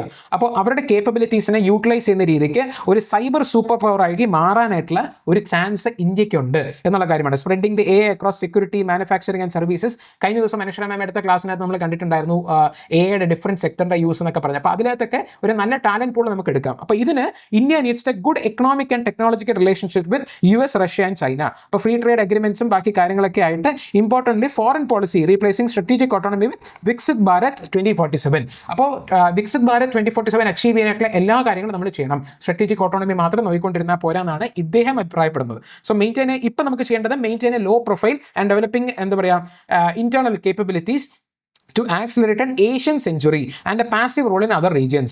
അത് കഴിഞ്ഞാൽ നമുക്ക് ഇനി ഡിപ്ലോമസിയിൽ നിന്ന് നമുക്ക് കുറച്ചൊന്ന് മാറണം. Must prioritise trade diplomacy by ഈ പറഞ്ഞ US സെൻട്രിക് ആയിട്ടുള്ള രീതിയിൽ നിന്ന് മാറിയിട്ട് നമുക്ക് കുറച്ചും കൂടെ ഡൈവേഴ്സിഫൈ ചെയ്യണം. India is open to industrial imports. അതിനകത്ത് നമുക്ക് കുറേ കൂടെ FTAs പുഷ് ചെയ്യണം with countries in Asia. Because ഏഷ്യയിലാണ് 2/3 ഓഫ് ദി വെൽത്ത് വരും എന്നാണ് ഇനി വരും കാലങ്ങളിൽ പറയപ്പെടുന്നത്. And also Africa which is the fastest growing continent. അപ്പോൾ ഏഷ്യ ആഫ്രിക്ക എക്കണോമിക് കോറിഡോർ ഒക്കെ ഉണ്ട്. അപ്പോൾ അതൊക്കെ കൂടുതൽ പുഷ് കൊടുക്കണം എന്നുള്ള കാര്യമാണ്. And India should also create new technological cyber and space relationship with Russia, because റഷ്യയാണ് നമ്മുടെ ഒരു സ്റ്റെഡ് ഫാസ്റ്റ് ആയിട്ടുള്ള പാർട്ണറാണ്. പിന്നെ അതല്ലാതെ പിന്നെ പാകിസ്ഥാനുമായിട്ടുള്ള ട്രേഡ് റിലേഷൻസിനെ കുറച്ചുകൂടെ കൂട്ടണം എന്നൊക്കെ പറയുന്നുണ്ട്. India Iran Pakistan and India peace pipe line എന്ന് പറഞ്ഞിട്ടുള്ള ഒരു സാധനം പ്രോജക്റ്റ് ഉണ്ടായിരുന്നു, അതിനിപ്പോൾ റീവൈവ് ചെയ്യണം എന്ന രീതിക്കൊക്കെ പറയുന്നുണ്ട്. ഇത് എത്രത്തോളം നമ്മുടെ ഒരു നാഷണൽ ഒരു സെക്യൂരിറ്റി അല്ലെങ്കിൽ നാഷണൽ ആയിട്ടുള്ള ഒരു പോളിസിക്ക് യോജിച്ച് പോകുന്ന എനിക്കറിയില്ല. അതുകൊണ്ടാണ് ഞാൻ ഇതിനകത്ത് പൂർണ്ണമായി അംഗീകരിക്കുന്നില്ല എന്ന് പറഞ്ഞത്. പിന്നെ ബ്രിക്സ് എന്ന് പറഞ്ഞാൽ ഇതിനകത്ത് നമ്മളിപ്പോൾ ചെയറാണ്. അപ്പോൾ ബ്രിക്സിന് ഒരു എന്താ പറയുക എക്കണോമിക് കോപ്പറേഷന് വേണ്ടിയിട്ടുള്ള ഒരു മേജർ ടൂളായിട്ട് ഇന്ത്യ ഉപയോഗിക്കണം. Not a political multilateral body, പക്ഷേ എക്കണോമിക് കോപ്പറേഷൻ കമ്മ്യൂണിറ്റി ആയിട്ട് ഉപയോഗിക്കുക. ബിക്കോസ് നമുക്ക് ഒഫീഷ്യൽ ഡിജിറ്റൽ കറൻസീസ് ഒക്കെ നമുക്ക് ലിങ്ക് ചെയ്യുക, CBDCസിനൊക്കെ ലിങ്ക് ചെയ്യുന്നുള്ള കാര്യങ്ങളൊക്കെ നമ്മൾ പറഞ്ഞിട്ടുണ്ടായിരുന്നു, to make the cross border trade repatriation and tourism payments. അപ്പോൾ ഈ രീതിയിലുള്ള കുറച്ച് സ്റ്റെപ്സ് എടുത്തു കഴിഞ്ഞാൽ വി ഹാവ് ടു അൾട്ടിമേറ്റ്ലി എന്താ പറയുന്നതെന്ന് വെച്ച് കഴിഞ്ഞാൽ we have to shift away from the US മാത്രമായിട്ട് നിൽക്കുന്നതല്ലാതെ diversify our export market and our relationship with other countries in which Russia and China are also important partners എന്നുള്ള കാര്യം പാകിസ്ഥാനും പറയുന്നുണ്ട്. പിന്നെ പാകിസ്ഥാൻ പറയാതിരിക്കുന്ന ഭേദം, അതുകൊണ്ടാണ് വെച്ചിരിക്കുക. ഓക്കെ, അപ്പോൾ ഇത്രയാണ് നമുക്ക് മെയിനായിട്ട് ഡിസ്കസ് ചെയ്യാനുണ്ടായിരുന്നത്. ഇനി കുറച്ച് കാര്യങ്ങൾ നമുക്ക് നോക്കി പോവാം. സോ ആദ്യം തന്നെ Kerala becomes the first state to have an urban policy എന്നുള്ള കാര്യമാണ്. ഇത് നമുക്ക് GS1 നമുക്ക് വളരെ ഇമ്പോർട്ടൻ്റ് ആയിട്ടുള്ള ഇതാണ് അർബനൈസേഷൻ ആൻഡ് ഇറ്റ്സ് ചാലഞ്ചസ് എന്ന് പറഞ്ഞിട്ട്. ഇതല്ലാതെ പബ്ലിക് അഡ്മിനിസ്ട്രേഷൻ ഓപ്ഷനിലുള്ളവർക്കും അർബൻ ലോക്കൽ ബോഡീസ് എന്ന് പറഞ്ഞൊരു ചാപ്റ്റർ തന്നെ പഠിക്കാനുണ്ട്. അപ്പോൾ അതിനകത്ത് ഒരു അർബൻ പോളിസിയുടെ ഇമ്പോർട്ടൻസ് നമുക്ക് വളരെ ലൈക്ക് ഇതിനകത്ത് നമുക്ക് ഹൈലൈറ്റ് ചെയ്ത് പറയുന്ന ഒരു പോയിന്റാണ്. അപ്പോൾ അർബൻ പോളിസി കേരളയിൽ വന്നിട്ടുണ്ടെന്നുള്ളത് ഒരു എക്സാമ്പിൾ അല്ലെങ്കിൽ ഒരു കേസ് സ്റ്റഡി ആയിട്ട് നമുക്ക് പറയാൻ പറ്റുന്ന ഒരു എക്സാമ്പിളാണ്. So, with a comprehensive urban policy to guide a developmental activities for the next 25 years, Cabinet actually approved the policy drafted by the Local Self-Government Department. അപ്പോൾ ഇതിനകത്ത് ബേസിക്കലി നേരത്തെ അനൗൺസ് ചെയ്തിരുന്നു, അതാണ് ഇപ്പോൾ വന്നിരിക്കുന്നത് പുറത്ത്. അപ്പോൾ കേരള അർബൻ പോളിസി കമ്മീഷനാണ് ഇത് ആക്ച്വലി ഫ്രെയിം ചെയ്തേക്കുന്നത്. അവരുടെ ഒരു റിപ്പോർട്ട് പ്രകാരം കേരളയിൽ 2050 ആകുമ്പോഴത്തേക്കും 80% അർബനൈസ്ഡ് ആയിരിക്കും എന്നുള്ളതാണ്. അപ്പോൾ ഇതും ഒരു എക്സാമ്പിൾ അല്ലെങ്കിൽ സ്റ്റാറ്റ് ആയിട്ട് നമുക്ക് പറയാവുന്നതാണ്. കേരളത്തിനകത്ത് 80% will be urbanised by the year 2050, അല്ലെങ്കിൽ വികസിത് ഭാരത് ആവുന്ന സമയത്ത് 80% of the Kerala will be urbanised. അപ്പോൾ ഡീസെൻട്രലൈസ്ഡ് ആയിട്ടുള്ള urban development is spreading in high populated areas between the hills and the coastal areas. So the policy prepared by the government will be a basic document for the scientific approach to the urban development. അപ്പോൾ ഈ രീതിയിൽ അർബനൈസേഷനെ നമുക്ക് effectively utilise ചെയ്യുക for the growth of the Kerala's economy എന്നുള്ള അതാണ് അതിൻ്റെ ഒരു പോളിസി വിഷൻ എന്ന് പറയുന്നത്. അപ്പോൾ the urban policy for Kerala 2050 envisions a continuous network of climate smart cities. വളരെ ഇമ്പോർട്ടൻ്റ് ആണ്, ബിക്കോസ് നമ്മൾ എക്കണോമിക് ഡെവലപ്മെന്റ് മാത്രമല്ല എൻവയൺമെന്റിനെയും കൂടെ കണക്കാക്കുന്നു. അതുകൊണ്ടാണ് ക്ലൈമറ്റ് സ്മാർട്ട് സിറ്റീസ് എന്നുള്ള രീതിക്ക് പറയുന്നത്. അപ്പോൾ ഈ രീതിയിൽ ഈ പോയിന്റ്സ് മാത്രം ജസ്റ്റ് നോട്ട് ചെയ്ത് വെക്കുക. 80% ഇങ്ങനെ അർബനൈസ്ഡ് ആയിരിക്കും. അപ്പോൾ കേരളയിലെ urban policy it stresses on continuous, ഈ പറഞ്ഞ ഇതേ സെയിം സെന്റൻസ് തന്നെയാണ്, continuous network of climate smart cities ensuring scientific planning and good governance, and also following the state's traditional decentralized governance and participatory planning approach. അപ്പോൾ ഈ participatory ഗവർണൻസും ഡെമോക്രസിയും കാര്യങ്ങളൊക്കെ നമ്മൾ ഗവർണൻസിൻ്റെ ക്ലാസ്സിൽ ഇജാസാർ എടുത്തിട്ടുണ്ടായിരുന്നു. I hope you remember that. ഇതിനെല്ലാം connect ചെയ്ത് വേണം നമുക്ക് ആൻസറിൽ കൊണ്ടുവരാനായിട്ട്. അപ്പോൾ ഈ ഒരു പോയിന്റ്, ഈ ഒരു ആർട്ടിക്കിളിൽ നിന്ന് ഈ ഒരു പോയിന്റ് മാത്രം നോട്ട് ചെയ്ത് വെക്കുക. കേരളയുടെ അർബൻ പോളിസിയിലെ പറയുന്ന മേജർ കാര്യങ്ങളൊന്ന് ചുരുക്കി ഒരു 4 വരിയിൽ എഴുതി വെക്കുക. So the policy aims to reduce social and spatial inequalities, മാത്രമല്ല എന്താ പറയുക, while creating high quality urban amenities എന്നുള്ള കാര്യമാണ്. ഇതിനകത്ത് ഇവർ പറയുന്ന ഒരു പോയിന്റ് ഉണ്ട്. നമ്മൾ സാധാരണ PPP മോഡലാണ് നമ്മൾ പറയുന്നത്, പബ്ലിക് പ്രൈവറ്റ് പാർട്ണർഷിപ്പ്. പക്ഷേ ഇവർ പറയുന്നത് 4P മോഡലാണ്, public private and people's partnership. ഇവിടെ ഒരു പീപ്പിൾ എന്ന് പറയുന്നിട്ടുള്ള ഒരു ഇൻക്ലൂസീവ് ഗ്രോത്ത് നമുക്ക് ഇതിനകത്ത് കൊണ്ടുവരാം. അല്ലെങ്കിൽ പീപ്പിളും കൂടെ വരുന്ന സമയത്ത് അവരുടെ ഒരു നേച്ചറും അല്ലെങ്കിൽ അവരുടെ ഒരു ബിഹേവിയറും കാര്യങ്ങളൊക്കെ കണക്കെടുത്ത് people as a centre in the development എന്നുള്ള രീതിക്ക് കൊണ്ടുവരുന്ന ഒരു മോഡലാണ്. അപ്പോൾ ഈ 4P മോഡലാണ് ഈ ഒരു അർബൻ പോളിസി ഓഫ് കേരളയിനകത്ത് വന്നിരിക്കുന്നത് എന്നുള്ള കാര്യം മാത്രം നോട്ട് ചെയ്ത് വെക്കുക. പിന്നെ CJI's ഓഫീസസ് റിസീവ്ഡ് ഏകദേശം 9,000 കംപ്ലയിൻറ്റ്സ് അഗൈൻസ്റ്റ് ജഡ്ജസ് എന്നുള്ള രീതിക്ക്. ഇത് വർക്കിംഗ് ഓഫ് ദി ജുഡീഷ്യറി എന്ന് പറയുമ്പോഴത്തേക്കും സാധാരണ എഴുതുന്ന ഒരുപാട് പോയിന്റ്സ് ഉണ്ട്. കുറേ പെൻഡൻസി ഉണ്ട്, കുറേ എന്താ പറയുക വെർഡിക്ട്സ് കൊടുത്തിട്ടില്ല, ചില സ്ഥാനത്ത് അങ്കിൾ ജഡ്ജ് സിൻഡ്രോം, അതായത് ജഡ്ജസിൻ്റെ റിലേറ്റീവ്സ് ഒക്കെയാണ് ജഡ്ജ് ആവുന്നത് എന്നുള്ള കുറേ സാധനങ്ങൾ നമ്മൾ പറയും. അതിനെ കൂടെ നമുക്ക് പറയാൻ പറ്റുന്ന ഒരു നല്ലൊരു പോയിന്റ് ആണ് ഈ രീതിക്കുള്ള ജഡ്ജസ് ഇൻ ഹൗസ് മെക്കാനിസം ഉണ്ട്. ഈ സ്ക്രൂട്ടണിയും കാര്യങ്ങൾക്കൊക്കെ complaints against judges they are actually handled internally by the CJI as well as ഈ എന്താ പറയുക ഹൈക്കോർട്ടിലെ ജഡ്ജസ്. പക്ഷേ they are actually no public discourse on the outcomes എന്നുള്ള കാര്യം. അപ്പോൾ ഇപ്പോൾ ഇതിനകത്ത് ബേസിക്കലി എന്താണ്, അതായത് ജഡ്ജസിനെതിരെയുള്ള സെക്ഷൽ മിസ്കണ്ടക്റ്റിൻ്റെ അലിഗേഷൻസ് ആവട്ടെ, കറപ്ഷൻ അലിഗേഷൻസ് ആവട്ടെ, ഇതിൻ്റെയൊക്കെ ഒരു ഡേറ്റാ ബേസിൻ്റെ കണക്ക് വെച്ചിട്ടാണ് ഇത് ആക്ച്വലി പറഞ്ഞിരിക്കുന്നത്. അപ്പോൾ സീരിയസ് ആയിട്ടുള്ള എന്തെങ്കിലും ഇംപ്രോപ്പറേറ്റി ഉണ്ടോ, അപ്പോൾ കംപ്ലയിൻറ്റ്സ് റിസീവ്ഡ്, അതാണ് ഈ ഏകദേശം 9,000 complaints in the last 1 decade എന്നുള്ള രീതിക്ക് നമ്മൾ കണ്ടത്. അപ്പോൾ അത് ഏകദേശം ഒരു 800ഓളം കംപ്ലയിൻറ്റ്സ് 2016 ആണെന്നുണ്ടെങ്കിൽ ഇപ്പോൾ ഏകദേശം 1,100 ഒക്കെ വരെ വന്നിട്ടുണ്ട്. കണക്ക് മാത്രമേ ഉള്ളൂ. ഇതിൻ്റെ എല്ലാം ഔട്ട്കംസ് എന്താണെന്നുള്ള കാര്യത്തിൽ ഗവൺമെന്റിന് മറുപടിയില്ല. Whether the centre was aware failure of any system to maintain ആണെന്ന് പറയുമ്പോഴത്തേക്കും അതൊക്കെ ഇൻ ഹൗസ് ആയിട്ട് പ്രൊസീജിയറാണ്. ഇവർക്ക് നമുക്ക്, അതായത് അവരാണ് ഇത് ഹാൻഡിൽ ചെയ്യുന്നത്, ഗവൺമെൻറ് അതിൻ്റെ ഡേറ്റ ഇല്ല എന്നാണ് പറയുന്നത്. വേറെ ചില കാര്യങ്ങൾ ഇതേപോലത്തെ ക്വസ്റ്റ്യൻസ് ചോദിച്ചപ്പോഴത്തേക്കും, എന്തെങ്കിലും ഗൈഡ് ലൈൻസ് ഇൻട്രൊഡ്യൂസ് ചെയ്യുന്ന ചോദിച്ചപ്പോഴത്തേക്കും they did not address the thing. അപ്പോൾ ഇതിനെ ജസ്റ്റ് ഒന്ന് നോട്ട് ചെയ്ത് വെക്കുക. അതായത് ജുഡീഷ്യറിൻ്റെ പോരായ്മകൾ പറയുന്ന സമയത്ത് ഇതേപോലത്തെ കംപ്ലയിൻസ് വരുമ്പോഴത്തേക്കും അതിൻ്റെ ഔട്ട്കംസ് പബ്ലിക്കലി അല്ല. അപ്പോൾ ലാക്ക് ഓഫ് ട്രാൻസ്പെറൻസി അല്ലെങ്കിൽ ഒപ്പേക്നെസ് ഇൻ ദ ജുഡീഷ്യറിക്ക് ഒരു എക്സാമ്പിൾ ആയിട്ട് പറയാൻ പറ്റുന്നതാണ് ഈ സംഭവം. ഓക്കെ, പിന്നെ അടുത്ത വളരെ ഇമ്പോർട്ടൻ്റ് ആയിട്ടുള്ള കാര്യമാണ് simultaneous polls do not violate the constitution's basic structure എന്നുള്ള രീതിക്ക് പറയുന്നുണ്ട്. അപ്പോൾ നമ്മുടെ former chief justice of India justice Gavai അദ്ദേഹം നമ്മുടെ ഒരു പാർലമെന്ററി സ്റ്റാൻഡിംഗ് കമ്മിറ്റിക്ക് വേണ്ടിയിട്ട് പറഞ്ഞതാണ്, പാർലമെന്ററി ജോയിന്റ് കമ്മിറ്റിക്ക് വേണ്ടിയിട്ട് ഒരു എന്താ പറയുക എക്സ്പെർട്ട് ഒപ്പീനിയൻ എന്നുള്ള രീതിക്ക് കൊടുക്കുമ്പോഴാണ് പറഞ്ഞേക്കുന്നത്. കാരണം കോൺസ്റ്റിറ്റ്യൂഷൻ 29th അമെൻമെന്റ് ബില്ലാണ്, 129th അമെൻമെന്റ് ബില്ലാണ് ബേസിക്കലി.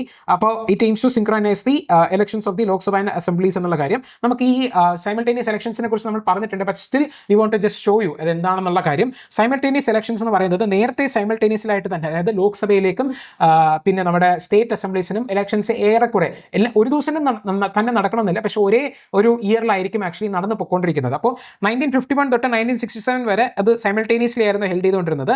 പക്ഷേ ഈ പറഞ്ഞ സൈക്കിൾ ബ്രോക്കൺ ആണ് നമുക്ക് 1967 നമ്മൾ ആക്ച്വലി ഇത് PSCയുടെ, അതായത് പോസ്റ്റ് ഇൻഡിപെൻഡൻസ് ഹിസ്റ്ററിയുടെ ക്ലാസ്സിൽ നമ്മൾ ആക്ച്വലി പഠിക്കും. അപ്പോൾ ആ സമയത്ത് നോൺ കോൺഗ്രസ് ഗവൺമെന്റ്സ് വരുന്നതും അത് വലിയ ഹിസ്റ്ററിയാണ്. ശ്രീഹരി സാർ നല്ല കഥയൊക്കെ പറഞ്ഞെടുത്തത്, അപ്പോൾ ഞാൻ ഇതിനകത്ത് പറഞ്ഞതാക്കുന്നില്ല. എന്താ ഒരു കാര്യം മാത്രം മനസ്സിലാക്കാൻ, 1967 ആയപ്പോഴത്തേക്കും ഒരുപാട് സ്റ്റേറ്റ്സിൽ പ്രീമച്വർ ആയിട്ട് ഡിസൊല്യൂഷൻ ചെയ്യുകയും അവിടെ കുറേ എന്താ പറയുക വേറെ നോൺ കോൺഗ്രസ് ആയിട്ടുള്ള ഗവൺമെന്റ്സ് വരുന്ന സാഹചര്യങ്ങളൊക്കെ ഉണ്ടായി. അപ്പോൾ ഈ രീതിയിൽ നടന്നപ്പോഴത്തേക്കും അവിടെ കുറേ പ്രീമച്വർ ഡിസൊല്യൂഷൻ നടക്കുമ്പോൾ ആ സൈക്കിൾ അങ്ങ് ബ്രേക്ക് ആയി. അപ്പോൾ ഇതിനെ വീണ്ടും സിൻക്രണൈസ് ചെയ്യുക എന്നൊരു ഉദ്ദേശത്തോടെ കൺസ്റ്റിറ്റ്യൂട്ട് ചെയ്തതാണ് ഒരു high level committee chaired by our former president Ramnath Kovind. അതാണ് കോവിന്ദ് കമ്മിറ്റി 2024 പറയുന്നത്, വിത്ത് ദ എയിം ഓഫ് എന്താ പറയുക 1 nation 1 election എന്നുള്ള രീതിക്ക്. സോ അതിനകത്തൊരു റെക്കമെൻഡഡ് ഫേസ്ഡ് റോൾ ഔട്ട് ആണ്. അപ്പോൾ ആദ്യത്തെ കീ പ്രൊവിഷൻസ് ഫോർ ദി അമെൻമെന്റ് എന്ന് പറയുന്നത് തന്നെ ആദ്യം ആർട്ടിക്കിൾ 82A എന്നുള്ള രീതിക്ക് ഒരു പുതിയ ഒരു ഇതിനെ കൊണ്ടുവരിക, provision for an appointed date, which means ലോക്സഭയിലെ ഇലക്ഷൻസ് കഴിഞ്ഞിട്ട് president will notify A date. ആ ഡേറ്റിനനുസരിച്ചായിരിക്കും ബാക്കിയുള്ള ഈ പറഞ്ഞിട്ടുള്ള എന്താ പറയുക സ്റ്റേറ്റിലെ അസംബ്ലീസിന്റെ ഇലക്ഷൻസും കാര്യങ്ങളും അവരുടെ ടേം തന്നെ ഡിസൈഡ് ചെയ്യാൻ വേണ്ടി പോകുന്നത്. അതാണ് ഈ അപ്പോയിന്റഡ് ഡേറ്റ് എന്ന് പറഞ്ഞ ഒരു പുതിയ കൺസെപ്റ്റ് ഇവിടെ ഇൻട്രൊഡ്യൂസ് ചെയ്തത്. അത് പ്രസിഡന്റ് ആണ് നോട്ടിഫൈ ചെയ്യുന്നത്. ഇനി അതിൻ്റെ കൂടെ തന്നെ അൺഎക്സ്പെക്ടഡ് ടേമിലേക്ക് മാത്രമേ മിഡ് ടേം പോൾസിന് നടത്താൻ വേണ്ടി പറ്റുള്ളൂ. അതായത് ഇപ്പോൾ നോ കോൺഫിഡൻസ് മോഷൻ കാര്യങ്ങളൊക്കെ വന്ന് ഗവൺമെൻറ് വീഴുകയാണെന്നുണ്ടെങ്കിൽ ഇനി അടുത്തത് കണ്ടക്ട് ചെയ്യാൻ പോകുന്ന elections that will be not for the 5 years. 5 വർഷമാണല്ലോ സാധാരണ രീതിയിൽ നടക്കുന്നത്, പക്ഷേ 5 വർഷമാവില്ല. എത്ര ടേം ആണോ ഈ ഒരു സൈക്കിൾ റിമൈൻഡർ ആയിട്ട് വരുന്നത് അത്രയും ടേമിലേക്ക് വേണ്ടി മാത്രമായിരിക്കും ആ സമയത്ത് ഇലക്ഷൻസ് നടത്തുന്നത്. So mid term polls for the reminder of the term only, unexpected ടേമിന് മാത്രമായിരിക്കും നടത്താൻ പറ്റുന്നത് ഈ ഒരു സിസ്റ്റം വരുമ്പോഴത്തേക്കും എന്നുള്ളതാണ്. മാത്രമല്ലാതെ single electoral roll for voter ID for all the 3 tiers എന്നുള്ള രീതിക്ക്, അതായത് ലോക്സഭ, നമ്മുടെ state assembly as well as ഈ ലോക്കൽ ബോഡീസ് മൂന്നിനും ഒരേ ഇലക്ട്രൽ റോൾ തന്നെ യൂസ് ചെയ്യുക എന്നുള്ളതാണ്. ഇപ്പോൾ അങ്ങനെയല്ല. നമ്മൾ കഴിഞ്ഞ പഞ്ചായത്തിലെ ഇലക്ഷൻസ് ഒക്കെ നടന്ന സമയത്ത് നമ്മൾ കണ്ടിട്ടുണ്ടായിരുന്ന ഒരു സെപ്പറേറ്റ് ഇലക്ട്രൽ റോളാണ്. നമുക്ക് അല്ലാതെ SIR ഒക്കെ നടക്കുന്നത് വേറെ റോളാണ്, ഇലക്ട്രൽ റോളാണ്. ഇതിനെല്ലാത്തിനും കൂടെ ഒന്ന് എന്താ പറയുക കോഡിഫൈ ചെയ്ത് ഒരു ഇലക്ട്രൽ റോൾ ആക്കുക എന്നുള്ള നിർദ്ദേശം കൂടെ ഉണ്ട്. അപ്പോൾ ഇതിനകത്ത് ബേസിക്കലി ഒരു ഫസ്റ്റ് ഫേസ് ആയിട്ട് ലോക്സഭയും സ്റ്റേറ്റ് അസംബ്ലീസിനെയാണ് ആക്ച്വലി ഇത് വരുന്നത്. അതിനകത്ത് സ്റ്റേറ്റ് റാറ്റിഫിക്കേഷൻ വരുന്നില്ല. അതായത് ഇപ്പോൾ കോൺസ്റ്റിറ്റ്യൂഷൻ അമെൻഡ് ചെയ്യണമെന്ന് പറയുന്നല്ലോ, കോൺസ്റ്റിറ്റ്യൂഷനെ പല രീതിയിൽ അമെൻഡ് ചെയ്യാം. അപ്പോൾ ഒരു ഇതിനകത്ത് ഈ ഒരു സ്റ്റേറ്റിനും ലോക്സഭ ആൻഡ് സ്റ്റേറ്റ് അസംബ്ലീസിലെ ഇലക്ഷന് സ്റ്റേറ്റ് റാറ്റിഫൈ ചെയ്യേണ്ട ആവശ്യം വരുന്നില്ല. പാർലമെന്റ് അതിന് മെജോറിറ്റിയിൽ പാസ് ചെയ്താൽ മാത്രം മതിയാകും. കാരണം കണ്ടക്ട് ഓഫ് ഇലക്ഷൻസിന് to the parliament and state ലെജിസ്ലേച്ചറിന് സിമ്പിൾ മെജോറിറ്റി തന്നെ പാസ് ചെയ്യാം. പക്ഷേ മുനിസിപ്പാലിറ്റീസ് ആൻഡ് പഞ്ചായത്ത് ഇവർ വരുന്ന സമയത്ത്, അതായത് ഇപ്പോൾ ആദ്യത്തെ ഈ ലോക്സഭ ആൻഡ് സ്റ്റേറ്റ് അസംബ്ലിയുടെ ഇലക്ഷൻ നടന്ന് 100 ദിവസത്തിനുള്ളിലാണ് ഈ പറഞ്ഞിട്ടുള്ള അടുത്ത ഇലക്ഷൻ നടക്കേണ്ടത്. ഏതാ പഞ്ചായത്തും മുനിസിപ്പാലിറ്റിയുടെ ഇലക്ഷൻ നടക്കേണ്ടത്. പക്ഷേ അതിൻ്റെ ടേം തീരുമാനിക്കാനുള്ള അധികാരം ആർക്കാണ് ഉള്ളത്? സ്റ്റേറ്റ് ഗവൺമെൻറ്റ്സിനാണ് ആക്ച്വലി നമ്മുടെ കോൺസ്റ്റിറ്റ്യൂഷണൽ ഒരു സ്ട്രക്ചർ വെച്ചുള്ളത്. അപ്പോൾ അതിനെ ഒരു കോൺസ്റ്റിറ്റ്യൂഷണൽ അമെൻമെൻറ്റ് നമ്മൾ ചെയ്യുന്ന സമയത്ത് സ്റ്റേറ്റിൻ്റെ അല്ലെങ്കിൽ ഒരു ഫെഡറൽ സ്ട്രക്ചറിനെ അല്ലെങ്കിൽ സ്റ്റേറ്റിൻ്റെ പ്രൊവിഷൻസിനെ ബാധിക്കുന്നതല്ലേ. അതുകൊണ്ട് ഹാഫ് ഓഫ് ദി സ്റ്റേറ്റ്സ് എങ്കിലും മിനിമം അതിനെ റാറ്റിഫൈ ചെയ്യണം. അപ്പോൾ 2 കണ്ടീഷൻസ് ഉണ്ട്. ലോക്സഭ ആൻഡ് സ്റ്റേറ്റ് അസംബ്ലി ഇലക്ഷനെ മാറ്റുന്ന, അല്ലെങ്കിൽ സിൻക്രണൈസ് ചെയ്യുന്ന സാധനത്തിന് സ്റ്റേറ്റിന്റെ റാറ്റിഫിക്കേഷൻ വേണ്ട. പക്ഷേ എങ്ങനെയാണ് തേർഡ് ടയർ, അതായത് നമ്മുടെ പഞ്ചായത്തും മുനിസിപ്പാലിറ്റിക്കും ചെയ്യുന്ന സമയത്ത് it requires the 50% state ratification and article 324A എന്നുള്ള രീതിക്ക്. അപ്പോൾ ഇതിനകത്ത് വലിയൊരു മാസീവ് ആയിട്ടുള്ളൊരു നമുക്കൊരു VVPAT സ്ഥാനങ്ങളൊക്കെ തന്നെ നമുക്ക് കൊണ്ടുവരേണ്ടി വരും.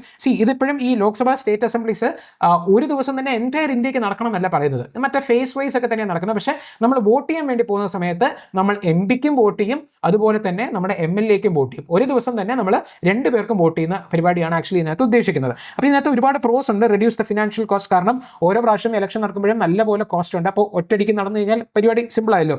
മിനിമൽ MCC ഡിസ്റപ്ഷൻസ്, കാരണം മോറൽ കോഡ് ഓഫ് കണ്ടക്ട് വരുന്ന സമയത്ത് ഒരുപാട് റെസ്ട്രിക്ഷൻസ് ഗവൺമെന്റിന് വരുന്നുണ്ട്. അത് even for the national government. അപ്പോൾ ഒരുപാട് വെൽഫെയർ ആക്ടിവിറ്റീസും എക്കണോമിക് സ്പെൻഡിങ്ങും ഇതൊക്കെ തന്നെ നമ്മളൊന്ന് കടിച്ചു പിടിച്ച് ലിമിറ്റ് ചെയ്ത് നിൽക്കേണ്ട ആവശ്യം വരുന്നുണ്ട്. അതുകൊണ്ടാണ് ഇപ്പോൾ കണ്ടായിരുന്നു തമിഴ്നാട്ടിൽ 5000 രൂപ എല്ലാ വുമണിനും, ഏകദേശം 1.5 കോടി വുമണിനും 5000 രൂപ വെച്ച് കൊടുത്തിട്ടുണ്ട്. കാരണം ഇത് മറ്റേ ഇലക്ഷൻ്റെ അനൗൺസ്മെന്റ് വന്നു കഴിഞ്ഞാൽ അവർക്ക് കൊടുക്കാൻ പറ്റില്ല. ഇത് ബേസിക്കലി പൈസ കൊടുത്ത് വോട്ട് മേടിക്കുന്ന പരിപാടിയാണ്, ലീഗലി ചെയ്യുന്നു. ഇത് തുടങ്ങിയത് BJP തന്നെയാണ്. ഇപ്പോൾ DMK ചെയ്യുന്നു. ഇനി മിക്കവാറും നമ്മുടെ കേരളത്തിലും ഇത് എപ്പോൾ സംഭവിക്കും നമുക്ക് പറയാൻ വേണ്ടി പറ്റില്ല. ക്ഷേമ പെൻഷൻ എന്നുള്ള രീതിക്ക് നമ്മൾ കുറേ കാശ് വാരി കൊടുക്കും, എന്നിട്ട് ബേസിക്കലി കാശ് കൊടുത്ത് വോട്ട് മേടിക്കുക എന്നുള്ളതാണ് ഇതിൻ്റെ ഒരു ബേസിക്സ് ആണ്. ഇലക്ഷന് മുന്നേ ഇതൊന്നും നമ്മൾ ചെയ്യാൻ വേണ്ടി പാടുന്നതല്ല. പക്ഷേ ആ ഒരു മൊറാലിറ്റി ഒക്കെ പൊളിറ്റിക്സിൽ നഷ്ടപ്പെട്ട് കുറേ വർഷങ്ങളായി. എല്ലാ പാർട്ടീസും ഇങ്ങനെ തന്നെയാണ്.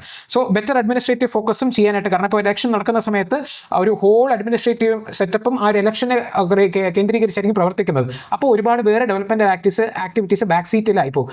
അതാവാതിരിക്കാൻ വേണ്ടിയിട്ടാണ് ഈ രീതിയിൽ വരുന്നത്. പിന്നെ ഇതിൻ്റെ ഒരു കോൺസ് എന്ന് പറയുന്നത് തന്നെ റീജിയണൽ ഇഷ്യൂസിനൊക്കെ ഒരു ഓവർഷാഡോ ചെയ്യും. കാരണം മോദിജി വന്നിട്ട് ഇലക്ട് ചെയ്യണം എന്നൊക്കെ പറയുമ്പോഴത്തേക്ക് പിന്നെ നാഷണൽ ഇഷ്യൂസിൽ ചർച്ച ചെയ്യുന്നത്. അപ്പോൾ പിന്നെ ആരും സ്റ്റേറ്റിലെ കാര്യങ്ങൾ ഇതാക്കില്ലല്ലോ. അപ്പോൾ കുറേ കൂടെ നാഷണൽ പാർട്ടീസ് അല്ലെങ്കിൽ നാഷണൽ ഗവൺമെൻറ് ഫോം ചെയ്യാൻ പാർട്ടീസിന് ഒരു അനുകൂലമായിട്ടുള്ള രീതിയിൽ സ്റ്റേറ്റിലെ വിധികളും മാറാനായിട്ടുള്ള ചാൻസ് ഉണ്ട് എന്നാണ് കാണപ്പെടുന്നത്. പിന്നെ ചാലഞ്ചസ് ടു ഫെഡറലിസം, കാരണം ഈ ഷോർട്ടനിങ് ഈ സ്റ്റേറ്റിൻ്റെ ടേംസ് എന്നൊക്കെ പറയുമ്പോഴത്തേക്കും സെൻട്രൽ ഉള്ള ഒരു ടേം വെച്ച് സ്റ്റേറ്റിലെ കാര്യങ്ങളൊക്കെ ഷോർട്ടൻ ചെയ്യാന്നൊക്കെ പറയുമ്പോഴത്തേക്കും അത് സ്റ്റേറ്റിൻ്റെ ഫെഡറലിസം അല്ലെങ്കിൽ അവരുടെ ഒരു ഓട്ടോണമി അല്ലെങ്കിൽ അവരുടെ ഒരു ഇൻഡിപെൻഡൻസിനെയൊക്കെ ബാധിക്കുന്ന ഒരു സംഭവമാണ്. And huge logistical burden. ഈ പറഞ്ഞ പോലെ ഇവിടെ ഒരു ലോക്സഭ ഇലക്ഷൻ നടത്തുന്നത് തന്നെ 7 ഫേസിലൊക്കെ ആയിട്ടാണ്.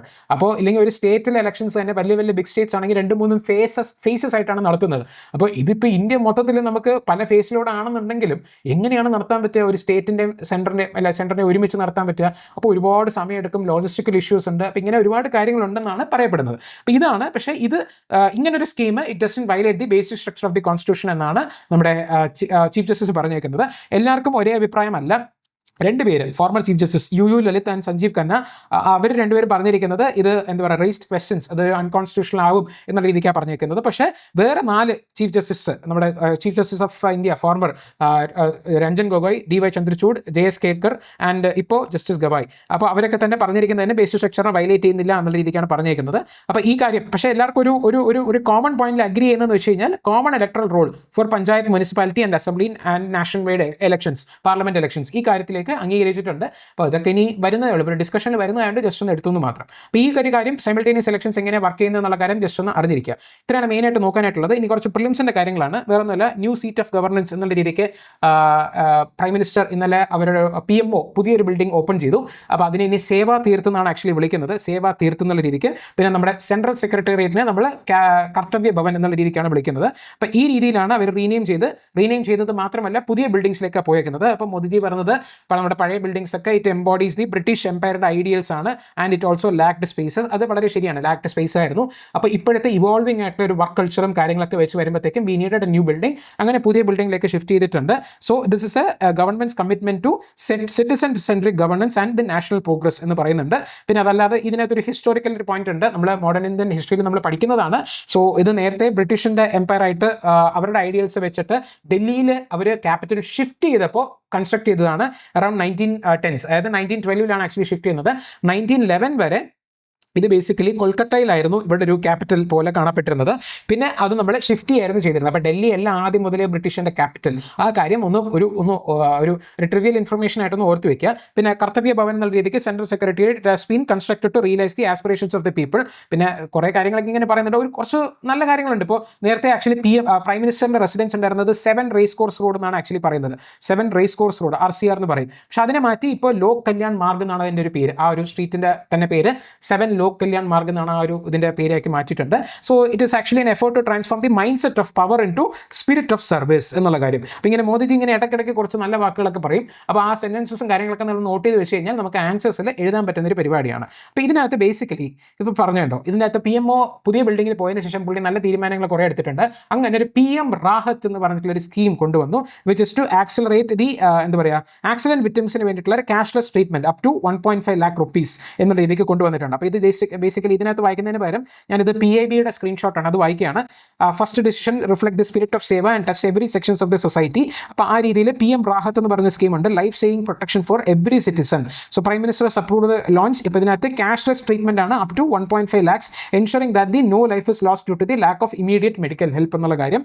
പിന്നെ ലഖ്പതി ദീദി സ്കീം എന്ന് പറഞ്ഞ് നമ്മൾ കണ്ടിട്ടുണ്ട്.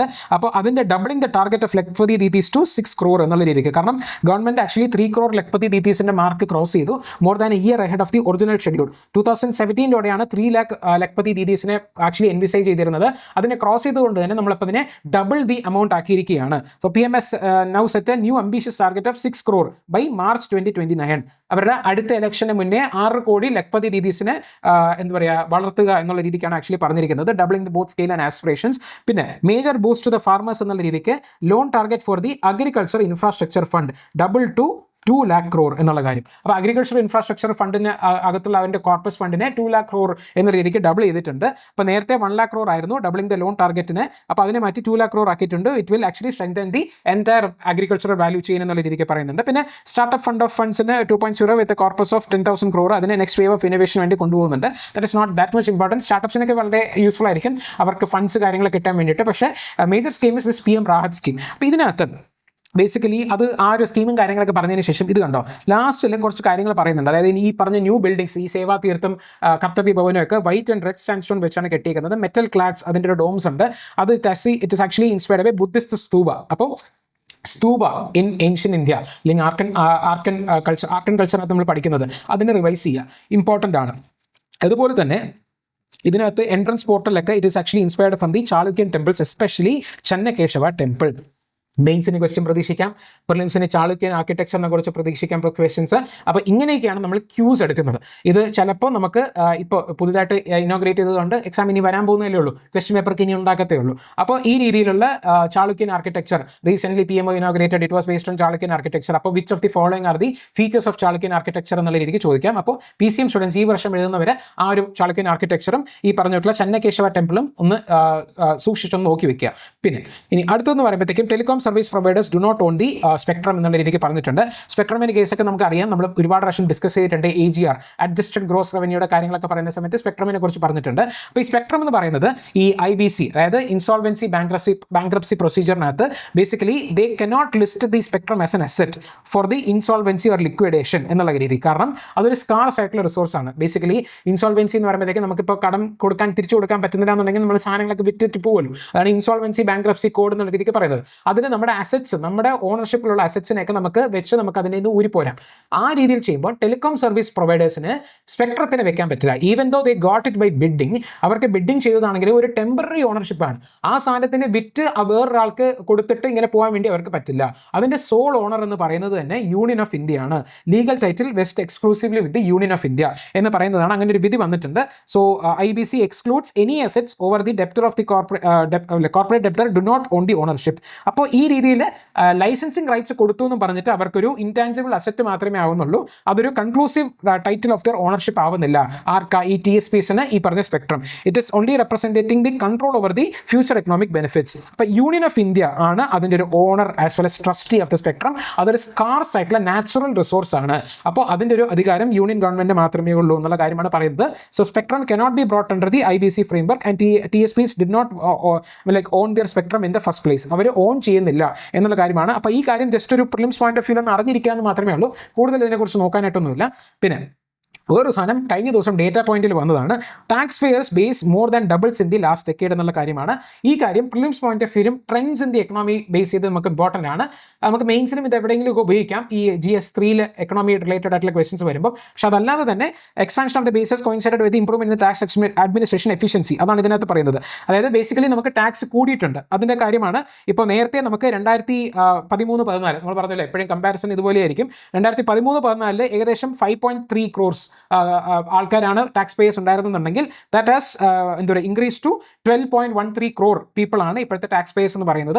അപ്പോൾ ആ രീതിയിലുള്ള നല്ലൊരു ഷിഫ്റ്റ് വന്നിട്ടുണ്ട്. അപ്പോൾ ഇത് ഈ ഒരു സ്ഥലത്ത് നമുക്കൊരു ചെറിയൊരു ഡിപ്പ് ഉണ്ട്, പക്ഷേ അത് കോവിഡ് റിലേറ്റഡ് ആയിട്ടുള്ള സംഭവമാണ്. അതിനുശേഷം ഇൻക്രീസ് ചെയ്തുകൊണ്ട് വരികയാണ്. നമ്മൾ ഇപ്പോൾ ബഡ്ജറ്റിൻ്റെ സെഷനകത്ത് ഒരുപാട് ഗ്രാഫ്സും കാര്യങ്ങളൊക്കെ ഉണ്ടല്ലോ, അതുപോലെ തന്നെ ഇൻ്റർപ്രിറ്റ് ചെയ്യാൻ പറ്റുന്ന ഒരു സാധനം തന്നെയാണ്. അപ്പോൾ ആ രീതിയിലുള്ള ഒരു ഗ്രോത്ത് നമുക്ക് ടാക്സ് പേയേഴ്സിനകത്ത് വന്നിട്ടുണ്ട്. ഇതിനകത്ത് basically collection of the cost അത് വളരെ നല്ല രീതിയിൽ കുറഞ്ഞു വരുന്നുണ്ട്. കാരണം നേരത്തെ ഈ പറഞ്ഞിട്ടുള്ള 2000 സമയത്ത് 1.36% ആയിരുന്നു ഈ കോസ്റ്റ് ഓഫ് കളക്ഷൻ എന്ന് പറയുന്നത്. That has reduce to 0.41%. അത് നല്ലൊരു സ്റ്റീപ്പായിട്ടുള്ളൊരു ഡിക്ലൈൻ ആണ് ആക്ച്വലി സംഭവിച്ചിരിക്കുന്നത്. പക്ഷേ എപ്പോഴും ഡിക്ലൈൻ അല്ല. ഇവിടെ കണ്ടോ, ഇവിടെ ഈ ഒരു ഭാഗത്ത് നമുക്ക് കുറച്ചൊരു ഇൻക്രീസും സാധനങ്ങൾ സംഭവിച്ചിട്ടുണ്ട്. അപ്പോൾ ആ സാധനം ജസ്റ്റ് നോട്ട് ചെയ്യുക. പക്ഷേ still as a cost of ഈ പറഞ്ഞ collection of the direct tax കുറഞ്ഞിട്ടുണ്ട്. അതിൻ്റെ റീസൺ ആണ് ആക്ച്വലി ഇവിടെ ഇതിനകത്ത് പറയുന്നത്. Increasing the reliance on the digital filing system, pre filled ആയിട്ടുള്ള റിട്ടേൺസ്, ഫേസ്ലെസ് ആയിട്ടുള്ള അസസ്മെന്റ്സ്, ഈ രീതിയിലേക്ക് വരുമ്പോഴത്തേക്കും it has reduce the compliance frictions and enable the system to manage a larger payer base without a commensurate increase in the administrative resources. അതായത് ഒരുപാട് പേര് tax payers കൂടി വരുന്നതിന് സഹായിക്കുന്നുണ്ട്. അങ്ങനെ കൂടുമ്പോഴത്തേക്കും നമ്മുടെ അഡ്മിനിസ്ട്രേറ്റീവ് എക്സ്പെൻഡിച്ചർ കൂടാതെ നോക്കാനായിട്ട് ഈ പറഞ്ഞിട്ടുള്ള ഫേസ്ലെസ് അസസ്മെന്റ്, അപ്പോൾ ആൾക്കാരുടെ ആവശ്യം ഇവിടെ വരുന്നില്ല, ഡിജിറ്റലായിട്ട് റിട്ടേൺസ് ഫയൽ ചെയ്യാം. അപ്പോൾ കുറേ എക്സ്പെൻഡിച്ചേഴ്സ് ആ രീതിയിൽ കുറയ്ക്കാനായിട്ട് ഇത് സഹായിച്ചിട്ടുണ്ട്. കംപ്ലൈൻസ് നോംസും ആക്ച്വലി നല്ലപോലെ റെഡ്യൂസ് ചെയ്ത് വരുന്നത്. ഇപ്പോൾ പുതിയതായിട്ടുള്ള ഇൻകം ടാക്സ് ആക്ട് നിലവിൽ വരുന്നുണ്ടോ, എപ്പോഴാണ് April 1 തൊട്ട്. അപ്പോൾ വീണ്ടും കുറേ കൂടെ റിഫോംസ് വരുന്നതുകൊണ്ട് തന്നെ ഈ പറഞ്ഞിട്ടുള്ള നല്ല രീതിയിലാണ് direct tax administration in the country നടക്കുന്നത് എന്നുള്ള കാര്യമാണ്. ഇത്രയാണ് മെയിനായിട്ട് നോക്കാനായിട്ടുള്ളത്. നമുക്ക് ക്വിക്കായിട്ട് റീക്യാപ്പ് ചെയ്യാം. ഡിസിസീവ് മാൻഡേറ്റ് ഇൻ ബംഗ്ലാദേശ് എന്നുള്ള കാര്യം നമ്മൾ കണ്ടു. അപ്പോൾ India should take a cautious stand and reset the ties with Bangladesh എന്നുള്ള കാര്യം. So India must reframe the foreign policy എന്നുള്ള കാര്യം നമ്മൾ കണ്ടു. And reduce the over dependence on US and diversify the exports എന്നുള്ള കാര്യം.